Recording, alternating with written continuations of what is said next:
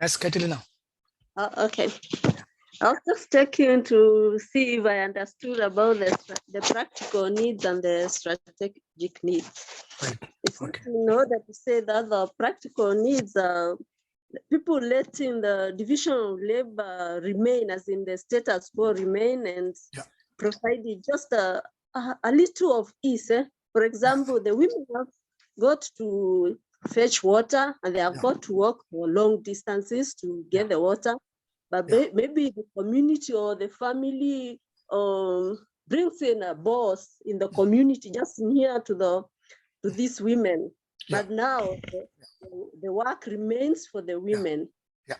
Then for the strategic needs in the same example of water, Yeah. the community or the family decides that the girls and the boys and the women and men can go and fetch that water wherever it is, whether it is nearby or in the streams far away. Yeah. Very good, Catalina. I think you have given a good comparison of the same thing. How can you look at it as a practical and a strategic need? I would go one more step forward in terms of does it go mere provision of drinking water, or does it change the roles and responsibilities of women and men? But if it is only looking in terms of the provision of water, then it is only in terms of the women are expected to do that role, and then it is only comforting them with a probably availability at the within the distance. I think the other one is in terms of how do you also address issues around issues that women face in accessing the drinking water, in terms of whether the sexual harassment or other issues that they would have. If you are going to do that, then it becomes a strategic need. Thank you, Catalina, for enlightening us on that. So before we start, I think thank you very much, Catalina, for opening and also for your feedback. I appreciate your initiative to give us feedback on the course, and I would encourage others also. I think so far only Priska, Michelle, Helena, Helen Apps, Helena Annan, and Shirley and Catalina have provided. I would appreciate if others also could give their feedback on the three things in terms of how was the content, how was the delivery of the content, and what are the areas that requires improvement. We are expecting Harvey to tell us, but I see that he has not yet joined. But let's start our discussion, and then if he joins, then we'll ask him to share his input. Okay, is that okay? Let me share the screen and let me see what we are expected to do it. Can you see the screen, please? Yes. Thank you, Millicent. So what we have discussed various gender analysis frameworks on Monday. So today we are going to discuss in terms of how does it add value to our work? Does it really add value, or it only adds more work to us? So there are 5 key questions for discussion. One, if you can choose which of those methods, frameworks that you would like to use and why, and how does it address the gender inequality? and intersectional identities? How do you take it forward in policy? How do you think it contributes to gender equality?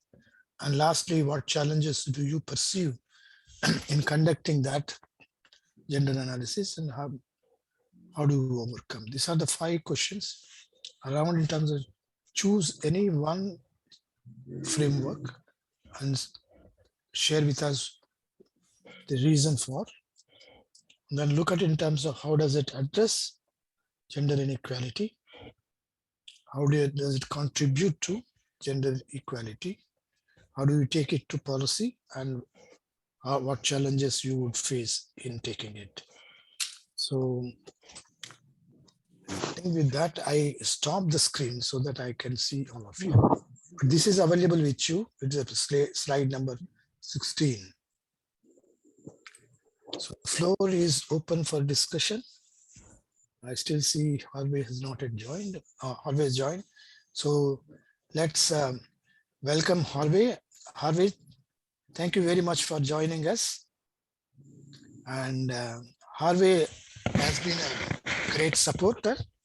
Is our friend from Malawi who runs Concern for Youth Organization.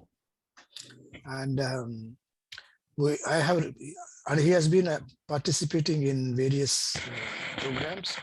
Particularly, he participated in cohort 1, and his participation has been exemplary. So he has a long experience of working with communities and using different tools and strategies. So I have requested Harvey to share with us his experience or his perspective on did gender analysis add value in his work, and how did it add value? So with this, Harvey, the floor is open for you. Would you like to share any PowerPoint, or is it only more oral? Do you want to use PowerPoint? Harvey?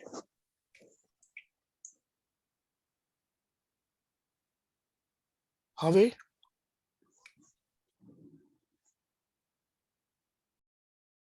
Harvey, can you hear me?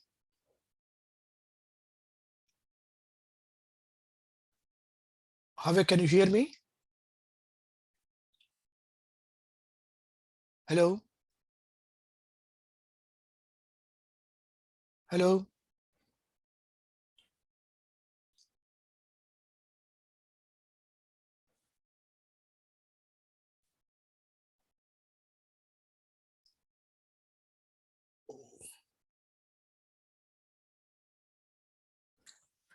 Okay, let's start. I think he seemed to be finding problem with the connectivity. I think as soon as he gets connected, we will ask him to share his perspective.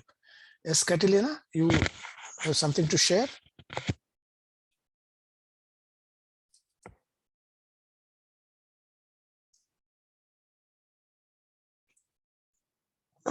Not really.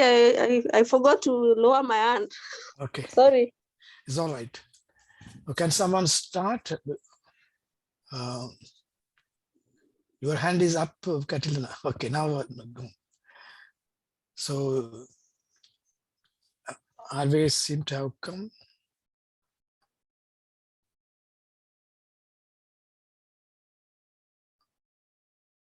Harvey, can you hear me? He's coming and going. Okay, can someone start? Which of those frameworks that you would like to use in your work?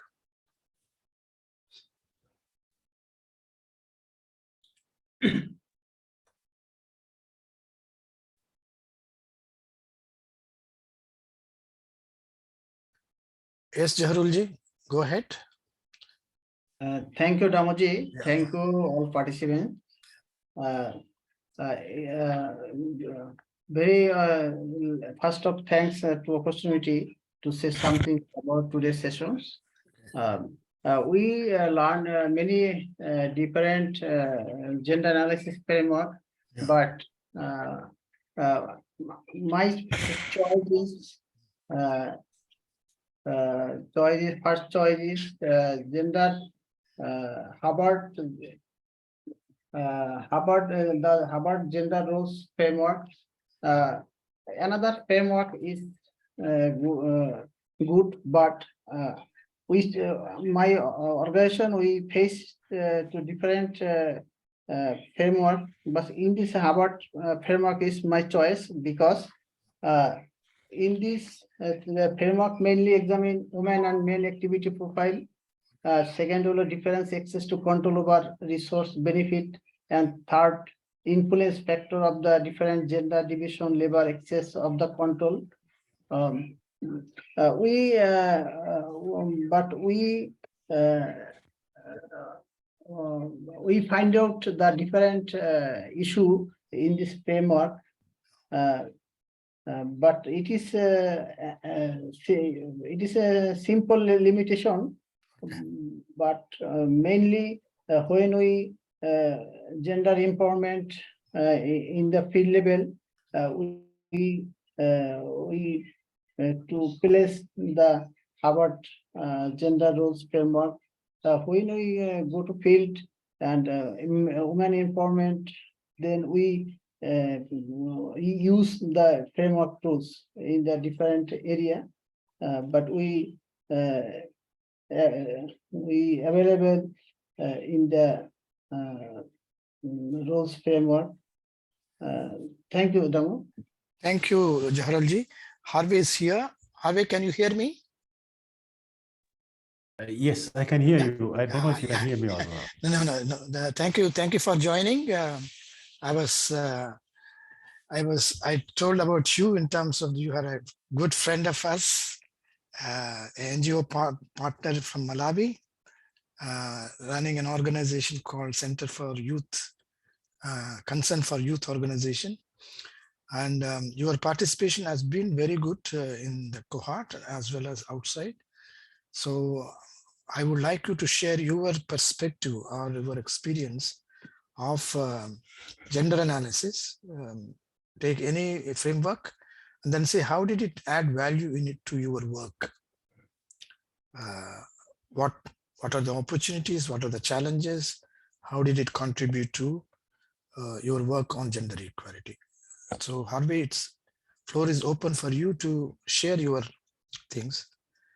And then, so you have 15 minutes. If you can share your thoughts, then we will go for discussion on that. Are you using any PowerPoint, Harvey, or just sharing? Yes, I had prepared a PowerPoint. Yeah, okay. Let me try to share. Yeah, and I will have to host you so that you can. Okay.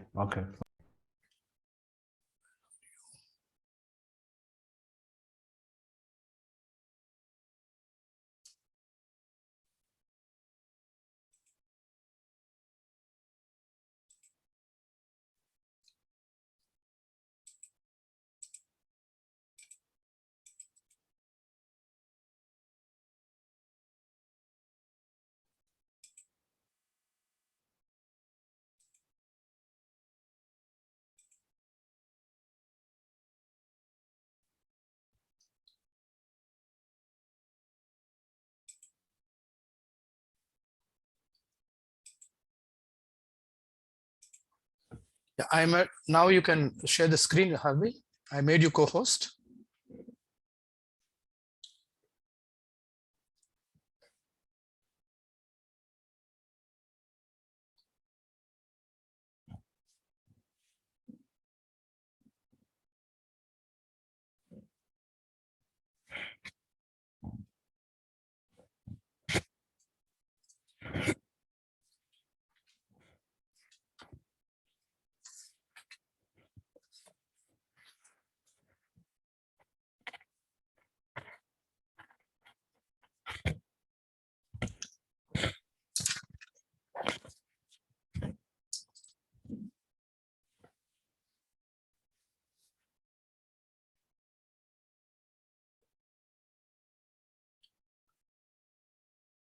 Are we able to see?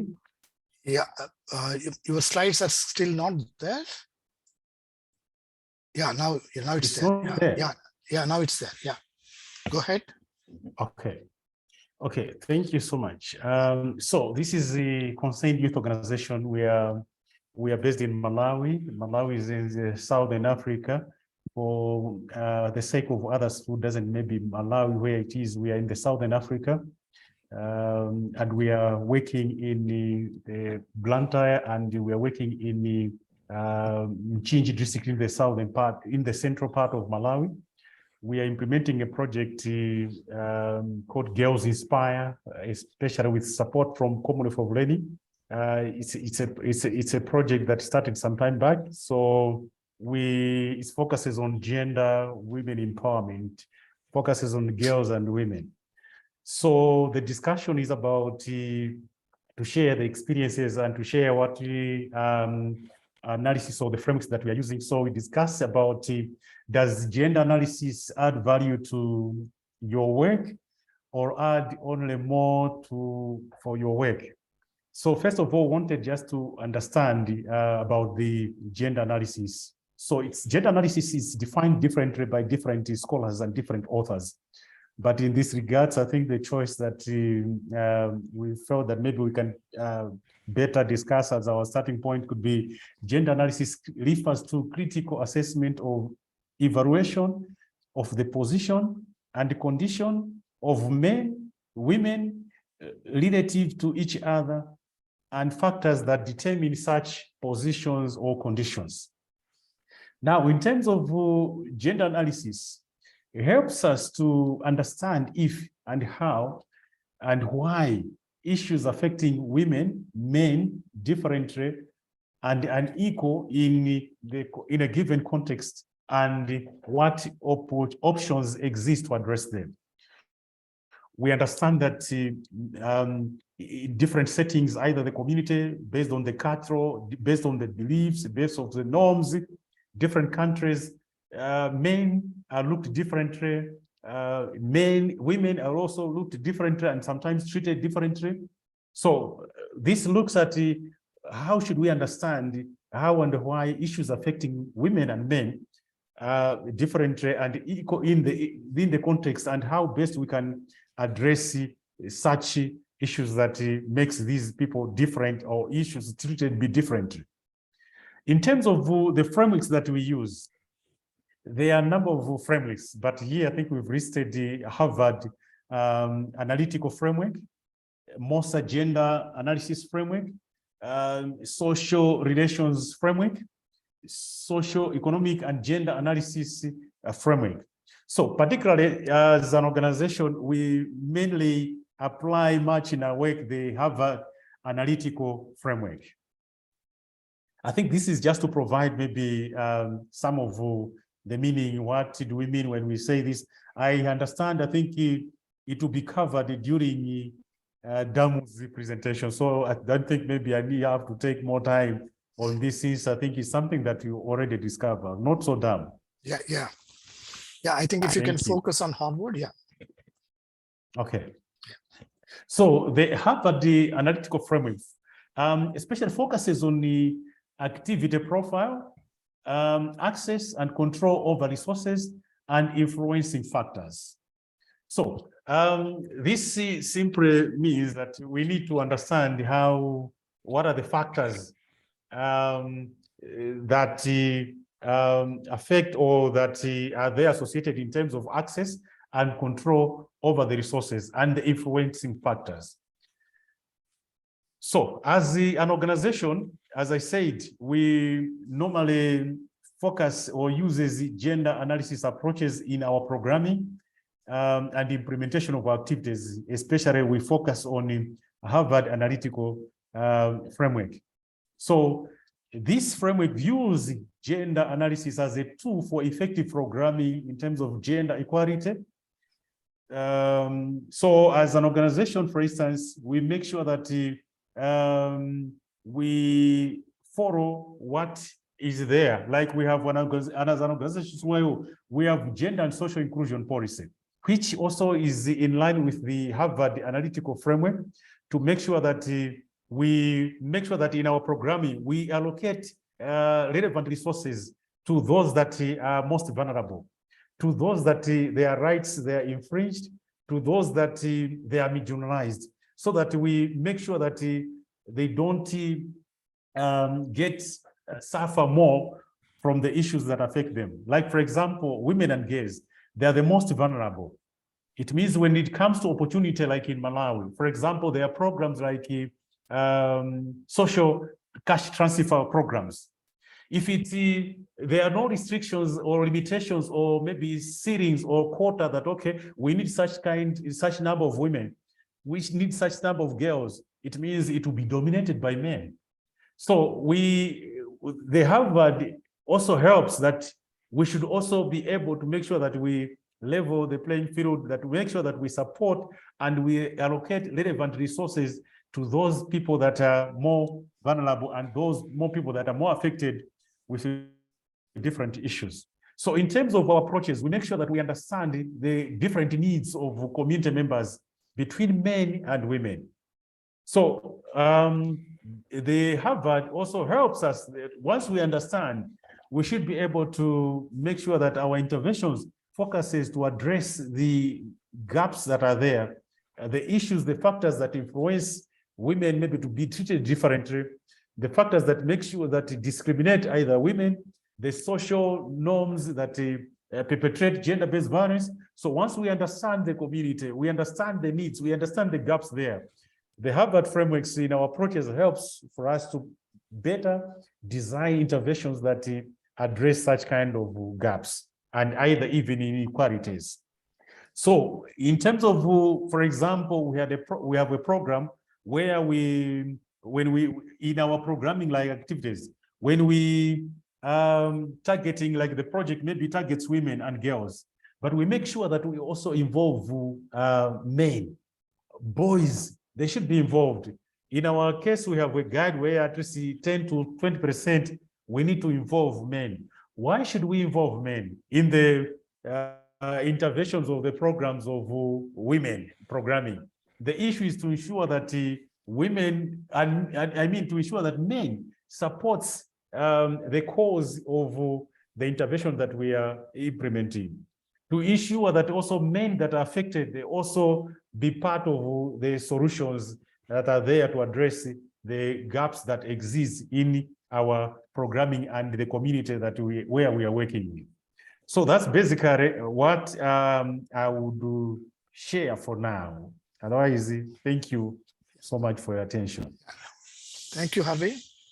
That was nice of you to share your thoughts on the gender analysis frameworks. So let's, you can stop the screen, Albert, so that we can see all of us. Okay. So any quick comments on what Harvey has shared?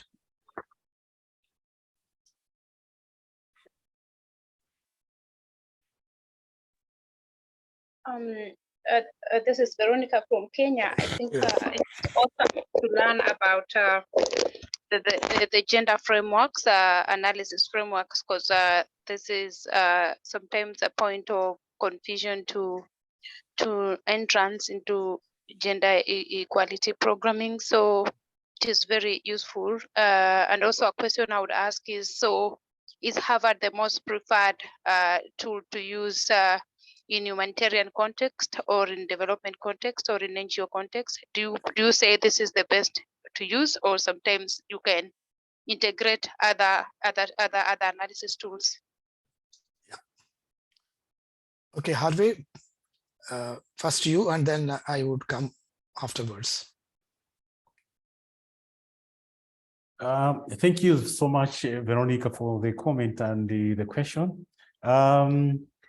Each and every framework could be important and relevant. However, I think in our context with the community where we are working, we felt that Harvard is the most relevant to the context that we are, like in Malawi and especially the communities where we are working. where we see that there may be domination of either men or women, I mean men and boys, when it comes to issues of maybe resource allocation. Like, for example, in terms of land ownership, you find that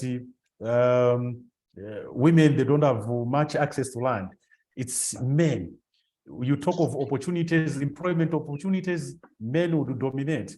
You take of maybe issues to do with education, like maybe educating a child at home, children. You find that boys, they are most maybe favored in terms of education, because they say, okay, they will be the head of the family, they'll take care of women. So in those contexts, we felt that we need to make sure that also women, they're empowered. We use these tools to ensure that the most affected in terms of resources, they need to be allocated the resources. We have some interventions, like, for example, the pass-on programs for livestock. We have agricultural practices, sustainable agricultural practices, where we have even some demonstration plots. We make sure that women, they're involved, so that in terms of resources, they have adequate food, they have adequate resources as a way to empower them. So, Dam, you may add. Okay, thank you, Harvey. Certainly, I think Veronica, when you were asking, is Harvard more preferred framework? I will tend to disagree, because it need not be. But I think what is important is in defining which framework that you will use depends on the scope of your work. What is your scope of work? As Harvey was saying, its Harvard framework is used more in rural development, particularly agriculture development projects, because it talks about two key things of gender inequality. One is on the gender roles and responsibilities, and the second one on access to resources, which are very key aspects that reinforces inequality. So if you are looking in terms of, if your scope of work is more to deal with roles, responsibilities, and access, then the Harvard framework is one thing that you can do. But if your scope is beyond that, where you are looking in terms of the power relations, when you want to look at intersectionality of the inequality in terms of sex, age, and other socioeconomic factors, then you may have to go beyond this. That's where we have to look at, no one framework is enough if you really want to take the greater gender equality effort. So I would suggest that probably it will certainly provide us enough basic understanding of gender inequality, and you can move it. But if you really want to go deeper, then you need to add other frameworks to reinforce what you gain understanding on gender equality through Harvard analytical framework. Millicent? Thank you, Damo. Yeah. I have a question. Yeah. Can you combine two frameworks to do gender analysis? Yeah, yes, you should, because one framework does not give you the adequate information. You can always bring in other framework to reinforce, because they, in a way, what happens, Millicent, they triangulate and they serve as triangulation. Because suppose, for example, yesterday, I think I was responding to Mary or Cynthia, I think in terms of policy, when evolving the policy, do we use Moser's or is there anything? Because Moser framework is used more for planning, because it looks in terms of differential needs, where I think practical and strategic needs are focused. Plus, it also looks in terms of the what are the policy gaps? How do you address those policy gaps? But that itself will not give us in terms of, if you really want to look at in terms of intersectionality and institutional barriers that would reinforce the gender inequality. So therefore, I was suggesting you can combine the Moser framework and the social relations approach. So therefore, you need to decide in terms of, first task will be, what is your scope? How would you like to intervene in promoting gender equality? For that, does Harvard framework helps you to give you enough understanding, or do you need to go into different thing? So I would certainly recommend that we do more than one. It's not necessarily this, because that's why I was giving other, I think he was, Harvey was also suggesting about SEGA. You can look at in terms of socioeconomic analysis. And you can also use in terms of gender analysis matrix, which looks in terms of what levels, what impact it will have. So it depends in terms of what you would do, but I would suggest that you use more than, and particularly if you're a humanitarian crisis situation, you will go for capabilities and vulnerabilities analysis. Millicent, is that, does it answer you? Or Yes, yes.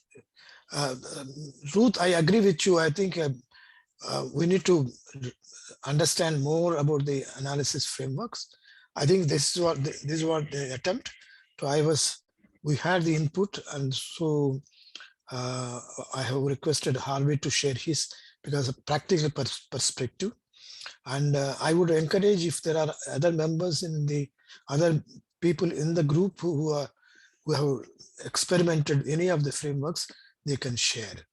So to reinforce, I think you need to look at in terms of, one is understanding, exposed to others who have done it, and then probably doing ourselves. So doing ourselves will help you. We may not be perfect at the first time, but certainly we can learn from experience and move on. And as we go along, we can gain more and more clarity and more clarity in terms of how do we ensure that the framework provides us the understanding for us to direct the work on gender equality. Veronica? Thank you very much. Of course, I'll be reading the materials today. I hope we have an annex where we have samples of all the frameworks there for our guidance. Thank you. Yeah. Thank you. Yesterday also I was asking, I think one is in, I have come across this Oxfam's book on gender analysis frameworks, which dealt with most of the gender analysis frameworks, but they're all practical examples. So therefore that will also give you a better understanding on the workability of each of the thing, because that book shared the experiences, both in terms of opportunities those frameworks have provided, and the challenges that they have faced, and how did they overcome those challenges.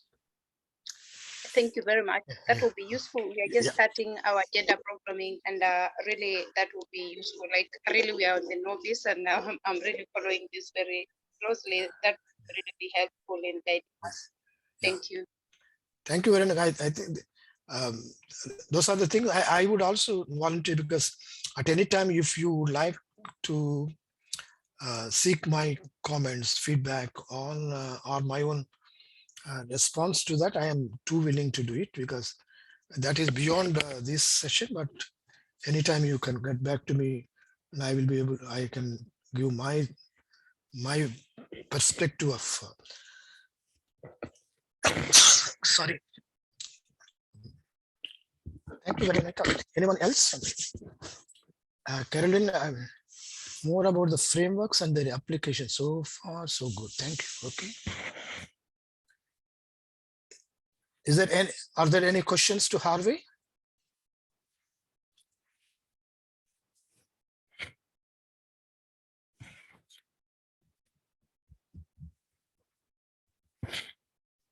Okay, let's move on. Thank you very much, Harvey, for joining us. You can please, you can continue as long as you feel okay. And you can, as always, you can contribute if you find that there is something that you would like to share with us. Let me see, is there any other member in the group who have used any of the frameworks?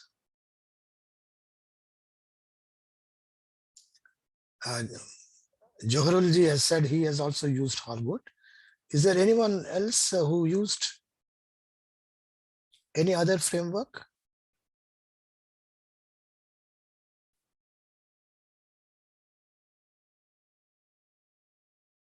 Okay, let's start our discussion. Can somebody take, if you have to experiment, I know it's too early to say how you would like to do it, but given the your own reading of the module and my own input on Monday, which of the frameworks that you would like to use and why?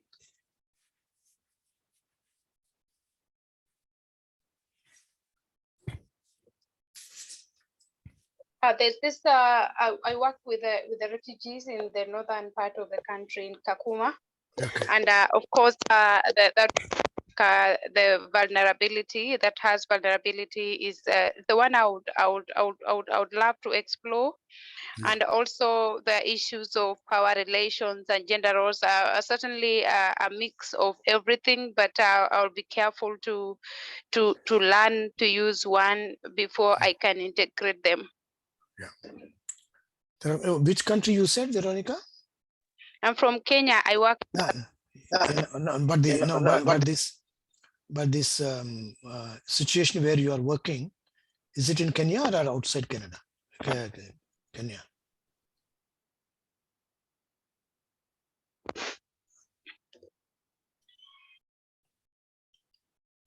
Okay, I think certainly, if you are working in a humanitarian situation, in a conflict, then the capabilities and vulnerabilities analysis is certainly is an area, because it talks about the capacities and vulnerabilities of communities which vary and which disproportionately affect impact the woman. So that framework will certainly give you. And as you were saying, in terms of, if you really want to look at the intersectionality of the capacities and vulnerabilities, then you can use social relations approach. So you can decide in terms of, certainly there are a pool of frameworks.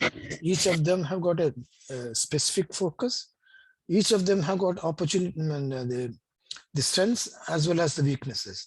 I think you need to weigh and then see which one is more relevant in your context.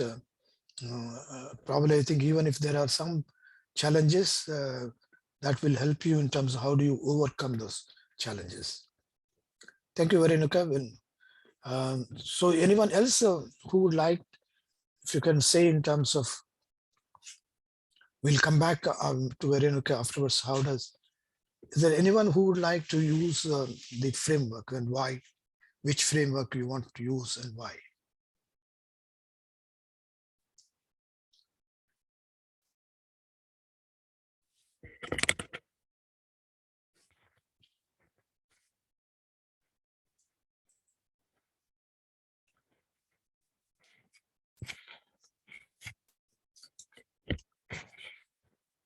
Can someone share?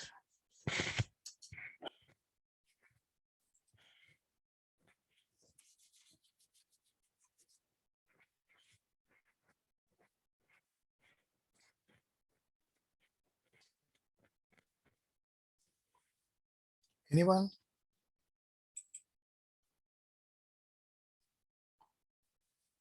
Cynthia?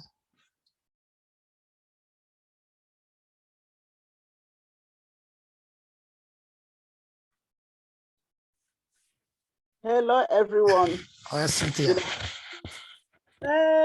I'm just trying to look at it because I also work with migrants, refugees, and displaced persons. We have 2 facilities in Botswana. Okay. Yeah, this gender imbalance is, I think, is more on us. We cannot assess the men, as it were, because we are women. That is in one of the facilities. It's actually a prison facility, but that is where the first, will I say, when they come, that is where they are kept until they are processed and sent to the proper refugee camp.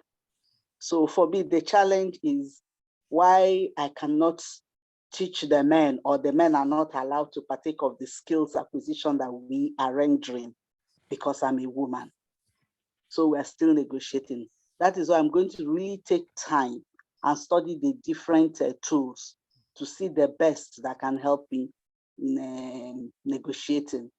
One of the things I really want to say, a very big thank you for this course and one other course I'm doing, is I'm not a very patient person, but I've learned how to be patient. I've learned how to be very diplomatic. I've learned how to hold my ace and to hold my queen, not the king, when I'm on the chessboard. Okay. And these are skills for me. I'm looking at all the analytical tools, the one that can give me, so that I will say check and checkmate, not just check. Okay. Because you can say check and your player says checkmate, but I can say check, then I can say checkmate. So that at the end of the day, this narrative will be rewritten. It's a slow process, but somehow getting to where I am and serving people. When you talk about broken humanity, there are challenges all over the world, but I think the class of people who are really broken, refugees, especially those whom they refuse to acknowledge as refugee, they cannot return to their country. They have no status. Their children have no nationality, as in nothing. They are not given citizenship or whatever of the country where they are born. They cannot claim the country of their parents. And you see some of the, it's subtle nuances when it comes to the male or the female child born in these camps. It's still a learning process for me. So I'm looking at these tools. I'm going to really take time to study them well and see how best they can assist me because I'm creating awareness. People are, oh, okay, hey, but we never thought of this. And for me, that's a step in the right direction. Yeah. One of us posted something, a picture of a workshop she held for men. It's beautiful, it is good. For me, it's already a tool to get men who are converted, who can look at their sisters in a different light, that these are also human beings. They can cry, they can weep. I went back to look at that video clip again. Initially, I couldn't watch it till the end, but I watched it to the end, and I tried to imagine that at the end of the day, will this little girl look at the brother and see a brother? And that is not what we want. Yeah. We want to be able to look at the other person and see a human being, male or female. So I'm still looking at the tools. Thank you very much. Thank you, Cynthia. I think that's where we have to look at it. If you look at it from that point of view, in terms of a critical understanding on the roles and responsibilities, where we said in terms of, can men and boys involve in deconstructing the gender roles and norms? This Harvard framework will help in terms of, if you can do the Harvard framework with men and boys, and in terms of looking in terms of how the roles and responsibilities are distributed between men and women in their own household, it becomes an eye opener in terms of to look at in terms how disproportionate is the division of labor and how is it impacting the other members of the family in terms of access to education, access to health, access to resources, and a livelihood. So it also becomes an educative process and an empowering process, because you yourself are able to see the difference, not the person outside seeing it. So that way, I think these tools are That's why I said these tools are political in nature, because they talk about the existing inequalities, existing injustices. And so therefore you can't remain silent having noticed that there are disparities. So you would like to see, how do I act? How do I change them? Maybe today or tomorrow.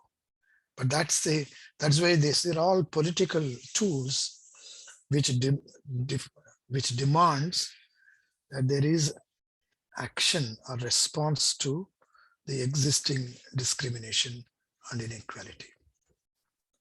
Thank you, Cynthia, for instigating that discussion. Anyone else? Let's look at who else in the group. Is there anyone else who is clear what framework they would use? Just for discussion, because you're not committed to use that, but given the current awareness on different frameworks, which one would you like to use? Yes, Jessica. Jessica, go ahead.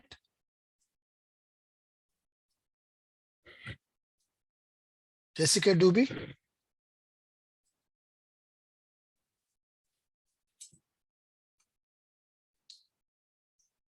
Yes, please go ahead.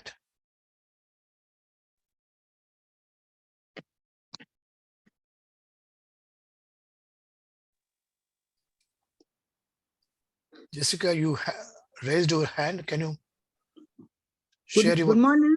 Yeah, good morning. Yes. Good afternoon. Good evening. Yes, all three. Good morning, Yes, good my afternoon. name is Jessica. Yeah.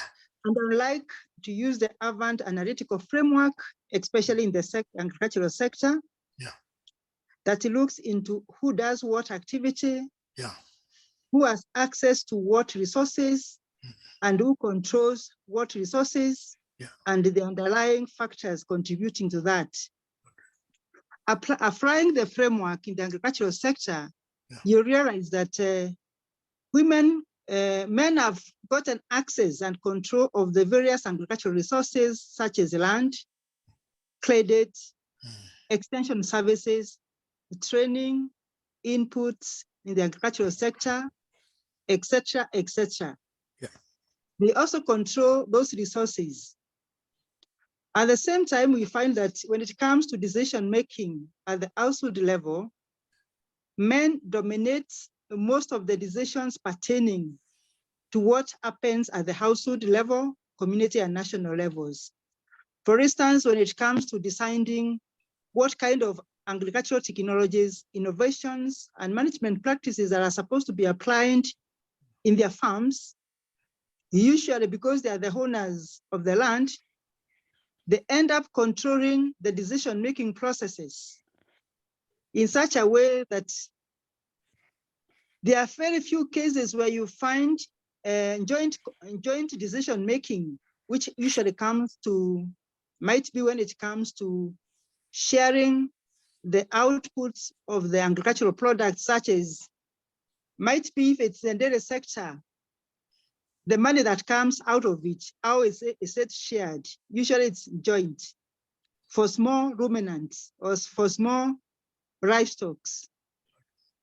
So when it comes to who does what in the agricultural sector, still you find that 60 to 70% of the activities in the various value chains are conducted by women. For instance, the women do the planting, the weeding, the harvesting, the winnowing, etc., etc., leaving men with very few activities. And the same case applies to who does what in the household when it comes to domestic chores like cleaning, washing, taking care of the sick, taking care of the children, which then means that women perform the triple roles of productive, reproductive, and also community. Because even at the community level, it is men that dominate decisions. And at the national level, So even when it comes to policy processes pertaining to the agricultural sector, you realize that very few women will participate in those stakeholder forums. And because of that, the policies that we are having are gender blind because they are not gender responsive. They are not gender responsive because women have not participated at the community, county, or national levels when it comes to making the policy processes. So at least you need to have this data to show the triple role, the drudgery of women, so that you can, if you have this data, we can come up with the gender responsive policies that will ensure that women are at least assisted, or we come up with both strategic and practical gender needs, gender strategies that will try to address the issues that women are facing currently. Yeah. Thank you very much. Thank you, Jessica. I think that was wonderful. We need to look at in terms of within the agriculture operations. What activities is considered difficult and hard? Can someone say?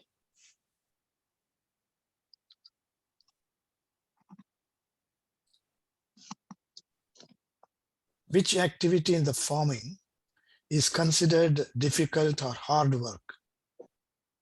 For example, activities that are earned that can be performed by men are like plowing. Yeah. Okay, so plowing is considered hard. Sorry, hard. Well, let's look at plowing. Plowing is considered as hard, difficult. So therefore, the men who are engaged in plowing are paid higher. Let's look at weeding, sowing. Is it easy or difficult? Weeding. Yeah. Weeding or sowing. Weeding and sowing are traditionally women activities. So Yeah, rare will you find men participating in those activities. So what we recommend is that we come up with gender responsive technologies, innovations, and management practices that are tailor-made to women needs and perspectives. No, Jessica, what I'm asking is sowing and weeding easy or difficult tasks?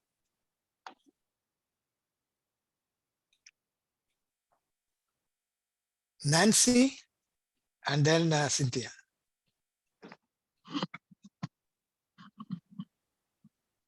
Yeah, I think, thanks for giving me the chance. As you had asked Jessica, sewing and let's say winnowing, it's involving, but it has been made a women's task. But you find that instances you find women suffering from back pains because of bending for so long, doing those tasks. The tasks that men, the tasks in farming that we find it is more involving digging and carrying of the farm produce from the farm to maybe to the store or to the market. Men have been doing it. And in areas where men are not available to do it, you find women are carrying them on their backs. Those who are fairly advanced, you find using donkeys to ferry this farm produce to the market or to the stores where they keep the produce. Thank you. Yeah.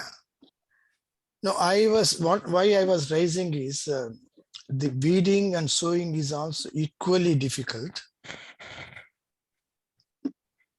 to plowing, because as Nancy was rightly saying, it needs bending and then doing it, whereas plowing doesn't need.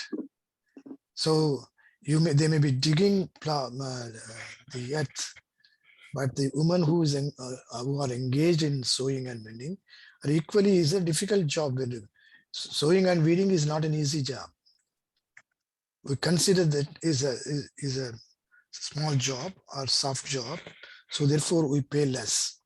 But if you look at, like in terms of can men do weaving, is something that we need to look at.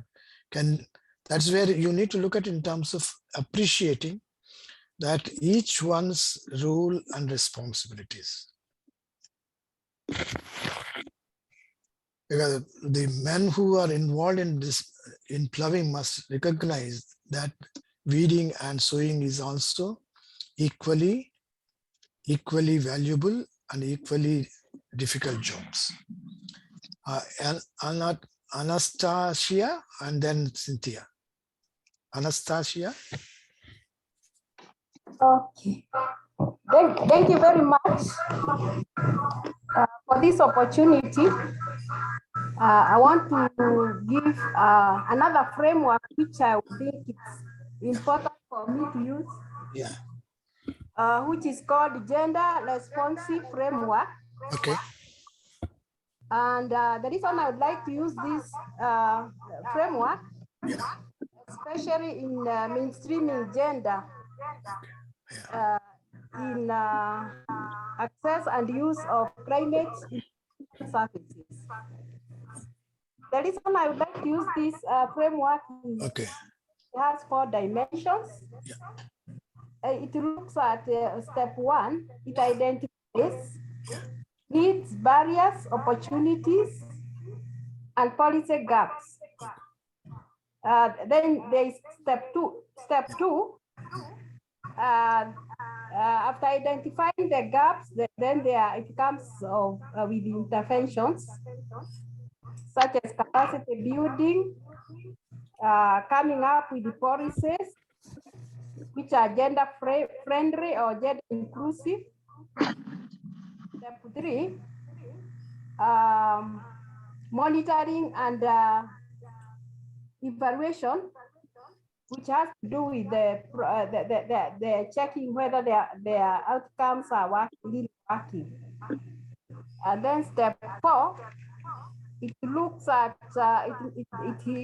it evaluates, whereby if the interventions are not working, some amendments are made. So this is one of the gender framework I would like to use. Okay. On top of using the others. Thank you for listening. Thank you, Anastasia. Where are you from, Anastasia? I'm a Kenyan. Okay. Cynthia?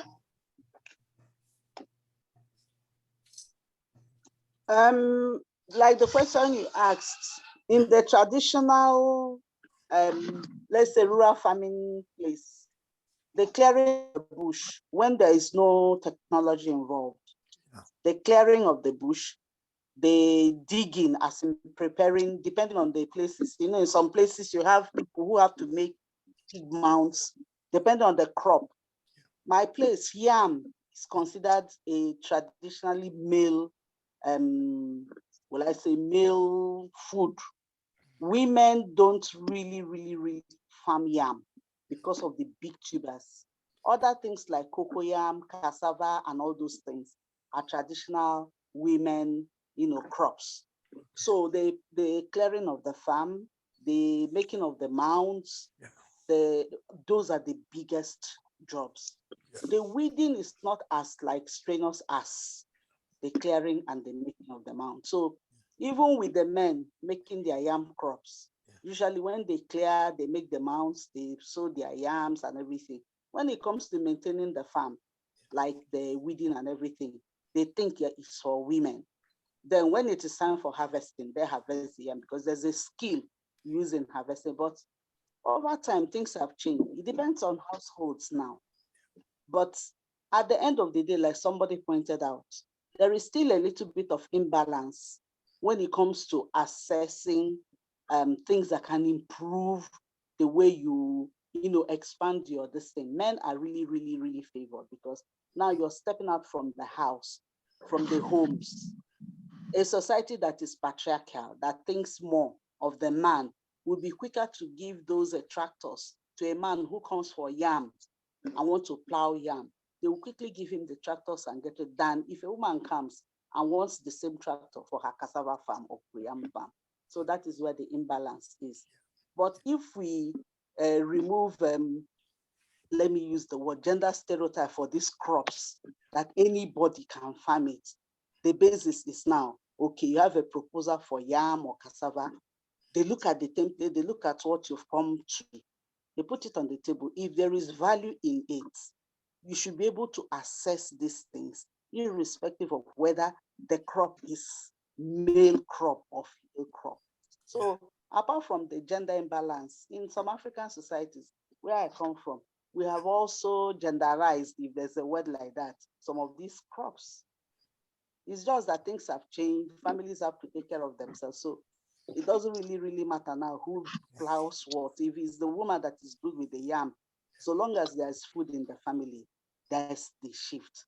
But step out of the home is still a bit difficult for the women.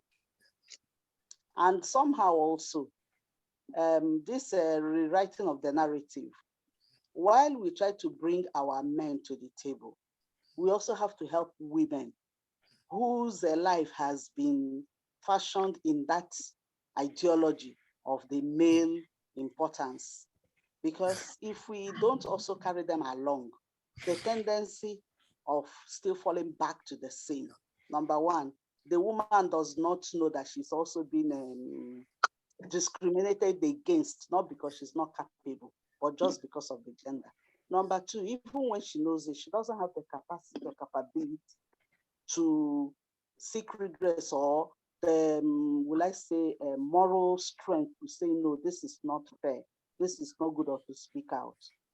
And then her ability to access, facilities that can help her, balance what is wrong. So for me, the narrative has to be on both sides. Yeah. Those who are aware have to help those who are still struggling to come out of this stereotype ideology of male-female relationships, dominance, or stereotypes in what a woman can farm and what a woman cannot do. Or is it the job of a woman to weed after the man has finished? It's like a medical doctor after a surgery, he walks away, and then maybe another person cleans up after him or sutures, but his surgery is not complete. So that's what I think. Yeah. Thank you, Cynthia. I think we need to look at, that's where I think more and more we realize that we cannot bring gender equality if you are working only with one gender. We need to bring in both, and both need to deconstruct their own understanding on the rules and responsibilities. Anyone else? So far, we have looked in terms of three: the Harvard framework, the capacities and vulnerabilities framework, and the gender responsive framework. Anyone else got any ideas what you might use in your work?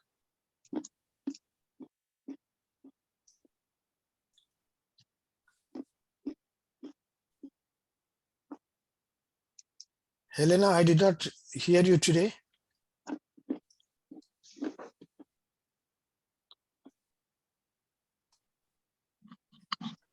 Sorry, I'm following the lesson, but I'm in hospital with my child. Actually, I've just arrived home from hospital. I was just following the lesson silently. Okay, thank you. Yeah.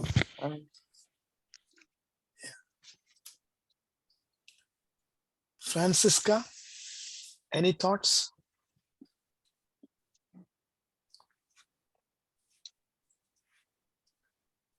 Etelvina Santos. Which one would you prefer to use?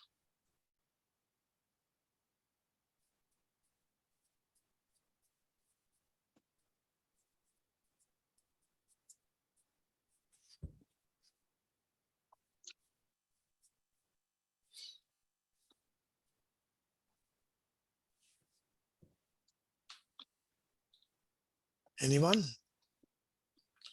Okay, let's move forward. How does this three frameworks, if you are using Harvard framework or the capacities and vulnerabilities framework and the gender responsive framework, how does it contribute to gender equality?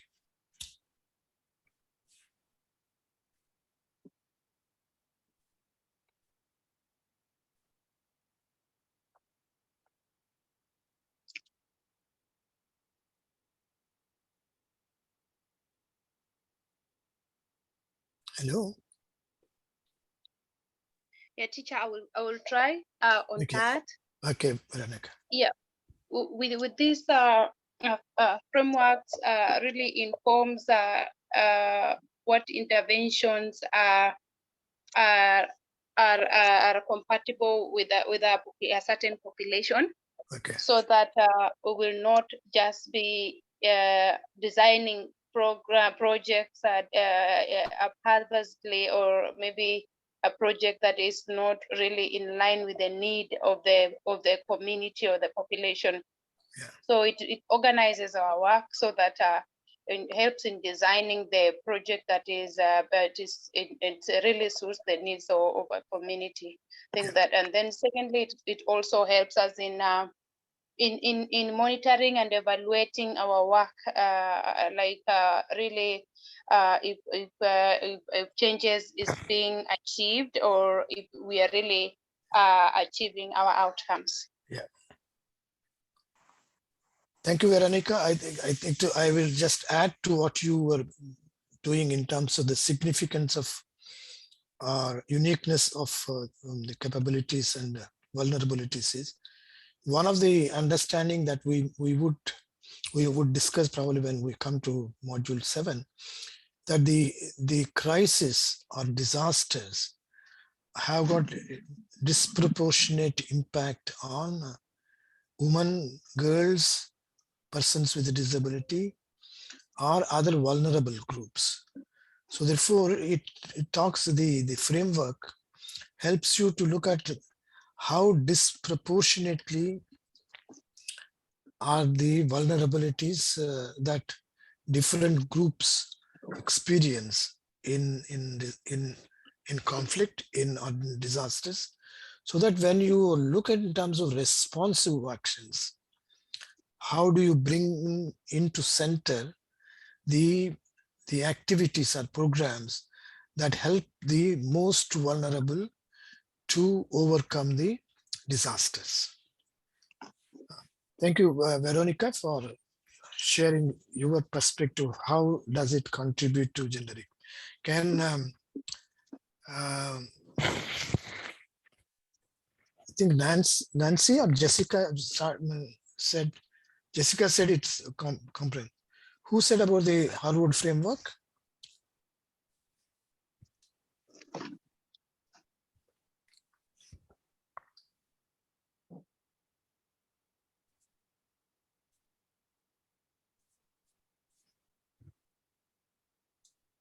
How does Harvard framework contribute to gender equality, achieving gender equality?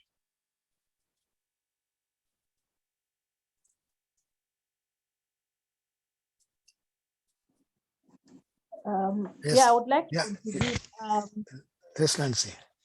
I would speak from program design phase. It enables the designer to be intentional,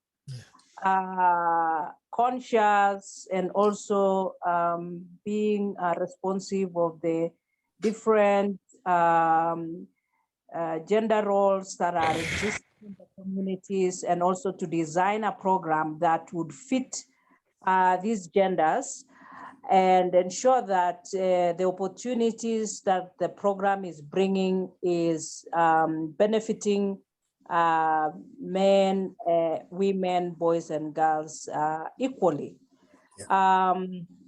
Or also with the eye of equity, where in instances where the community that you're implementing your program is really deprived of gender equality, then that's when now you tend to look at what are some of these things that women have missed to access, or women are limited by the virtue of the existing cultures.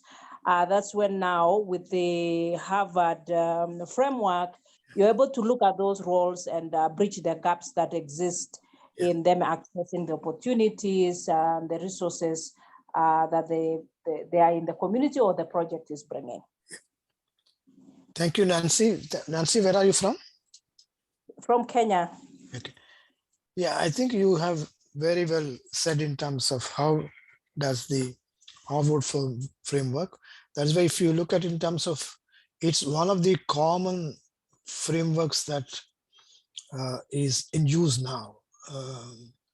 I think more than, if you look at among all, one probably I think it is simplistic, easy to use, with only a few elements there, but it certainly tells in terms of where the inequalities exist.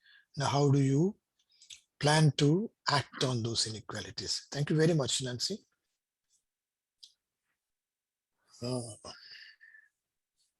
gender responsive framework, can Catalina? Okay, I'm just looking at the nature of my work. Huh? Yeah, okay. When we are doing the analysis of the data of our work, we classify our clients as men, women, boys, and girls. The men are the adult males. Eh? Yeah. The women are the adult female. Then the underage, that's from the ones who are less than 18 years in Kenya, they are girls, boys. So when we analyze them, we look at their age and we look at the nature of their offense. Oh, you come to find that most adult women are charged and convicted for the offense of child neglect. Okay. And this one's come from a family. There is a man in that child neglect, but it's only the woman who will be brought before the criminal justice system for neglecting the children. And this, I tend to think this is because the role and the division of labor in the family and the community, the taking care of the children is assigned to the woman. Yeah, there is a man who is behind this, but rarely will the man be brought before the criminal justice system to answer to answer questions why he has not taken care of the children. So the frameworks may help us to balance these inequalities, because the female will be allowed some resources to be able to take care of their children. Yeah. Okay. Thank you, Catalina. I think that was, I think the area where the people that you are serving is, I think, is most deserving, most vulnerable groups. I think this is where you could look at in terms of one of the framework that could help is in terms of social relations approach, where it looks in terms of like what you rightly were saying in terms of what was the relations at the family level, at the community level, that has contributed for them to go into these offenses. So therefore, that's one in terms of looking in terms of social relations and looking at institutions that have contributed, right from the household to the community, the state. That could be one area, I think. Thank you, Catalina, for sharing that. Thank you. I really appreciate the work that you are doing. Wendy and then Jessica. Wendy, go ahead.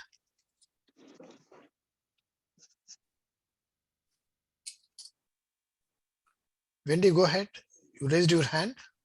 Oh, I just wanted to make a contribution and add to say that when you're segregating on the gender and the different ages,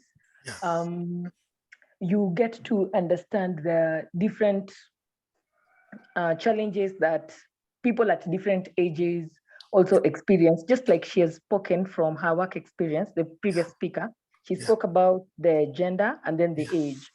What I would just say, what we do a bit differently is we add the young women, because we realized when we put them under children and they're already mothers, like teen mothers, their challenges are sort of different. Some of them don't go back to school after having children.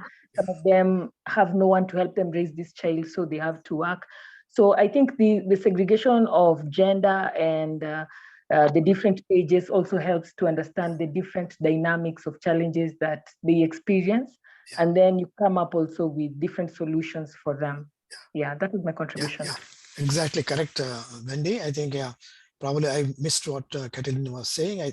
Certainly the both gender and age differentials have have a differential impact, differential framework to influence inequality. I think, we need to look at in terms, that's where I think that the intersectionality comes. The intersectionality could be gender, it could be age, it could be other vulnerabilities that could come in. I think, thank you, Catalina and Wendy, for that. How not only gender, but also age also has an important bearing in the inequalities that exist, or in terms of vulnerabilities and capacities. Thank you. Jessica? Okay, thank you very much. I think that as the other speakers have spoken, the frameworks assist us in identifying the needs, the concerns, the issues, the benefits, the opportunities of the various gender categories, that is men, women, young girls, young boys, those living with disability, and the very old, to identify we identify their needs in the various value chains or in the various, wherever they are working. Then after identifying their various concerns, their various needs and their various opportunities, we can come up with specific tailor-made interventions for the various gender categories, that is for men, for women, for young boys, for young girls, for the very old, and for those people living in disabilities, so that they can be able to use them to get the maximum out of whatever they are having. Because by coming up with a blanket technology, it means that we are not being gender responsive. The framework also assists us in coming up with policies that are gender responsive, and the policies that are that actually are gender responsive in the sense that they mainstream the various gender concerns. And when I talk of the various gender concerns, it is the various concerns of the various gender categories. We ensure that they are being mainstreamed, because if they are mainstreamed at the policy level, then at the ground level, I think the various gender issues will be integrated in the various activities, in the various programs, and in the various grassroots things that we undertake at every level in our communities, in our households, and even at the national level. That's my contribution. Thank you, Jessica. I think you have given a very comprehensive picture. How can we take forward the agenda from the gender analysis? Thank you very much. Can someone say, how do you take this to advocacy, public advocacy?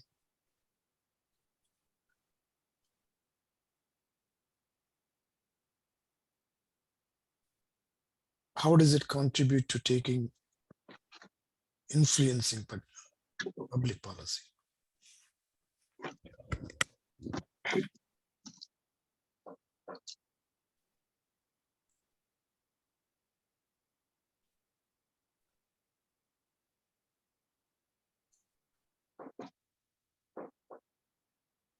Yes, Anastasia. Okay. Thank you once more. Yeah. Once again, I would think when it comes to advocacy, it falls in the area of intervention.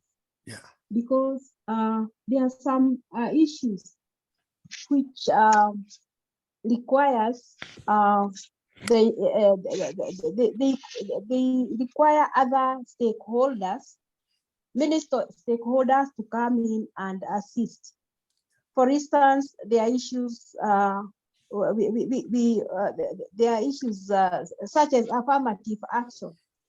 When we see that there are issues which are not really mainstreamed,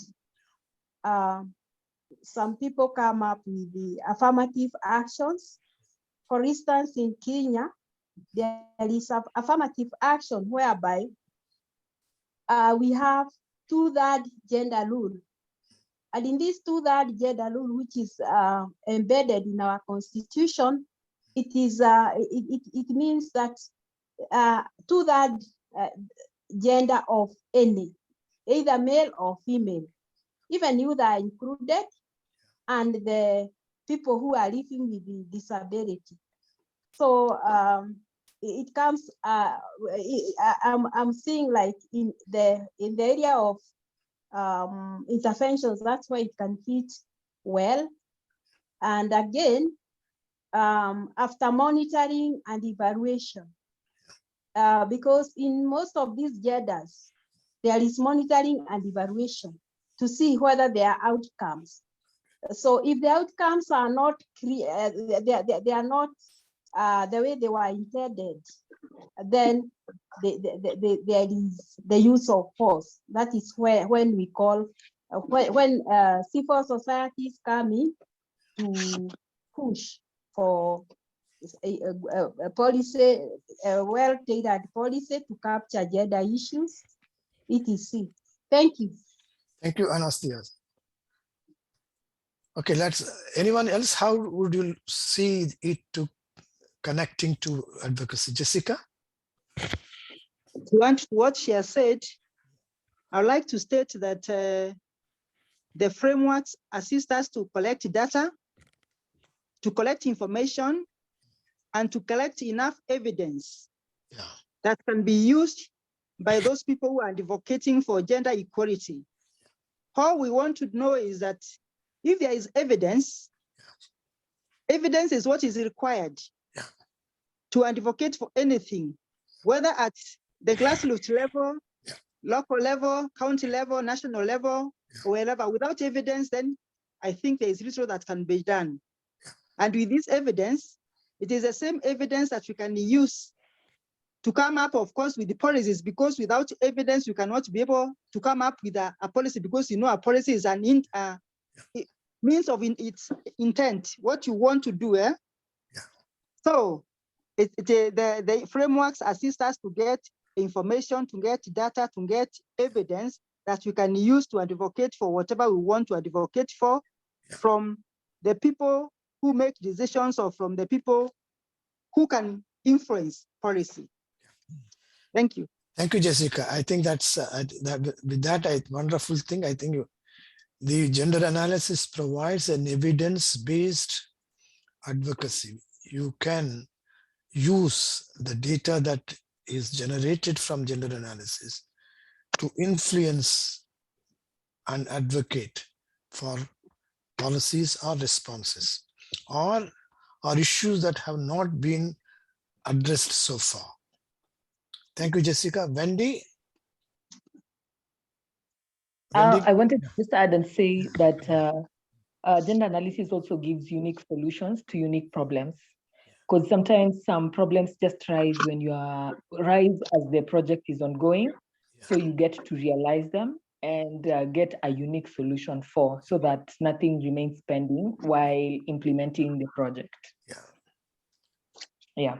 Thank you, Wendy. Where are you from, Wendy? Oh, I am from Kenya. Okay. Yeah, I think it gives you more in terms of, certainly, that's where I think we looked in terms of if, how, and why issues affect differently women and men, and what options exist. That's where I think the Wendy's thing will come in terms of gender analysis, provides us an opportunity not only to understand what the problems are, it can also tell them in terms of what solutions we can explore. Thank you very much. I think it was wonderful participation on the gender analysis. Thank you, Harvey, for your input. It was nice of you to join us and present your perspective.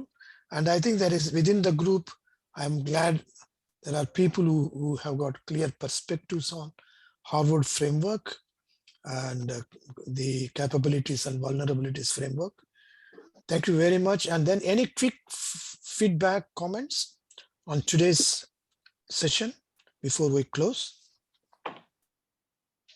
One or two, anyone would like to comment on? It's just information. Yeah. I might not be able to join tomorrow because our co-workers are meeting with our bishop tomorrow. Okay. If we end on time, okay, gladly join. Okay. But if you don't see me sign next week, and thank you very much. Thank you, Cynthia. We'll miss you tomorrow. Caroline? It's a vote of thanks to everybody and to you, Prof, for making this happen. At least now things are way more clearer.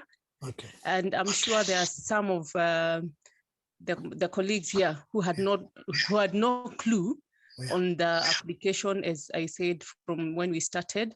Yeah. And I thank him so much for sharing the experience and sharing and letting us know how all these frameworks actually impact our day-to-day lives and how they can actually improve our society.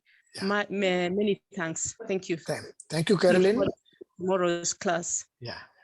Thank you, Caroline. I think we will move to the tomorrow's fun. I think tomorrow we will have, Catalina has clarified while we started the distinction between the practical and strategic needs. We'll explore further why is it important that we need to be working on strategic gender needs tomorrow. So see you tomorrow at the same time. Thank you very much for your participation. I really enjoyed. Bye. Yeah, bye. See you tomorrow. Bye. Bye, everybody. Bye bye. Bye.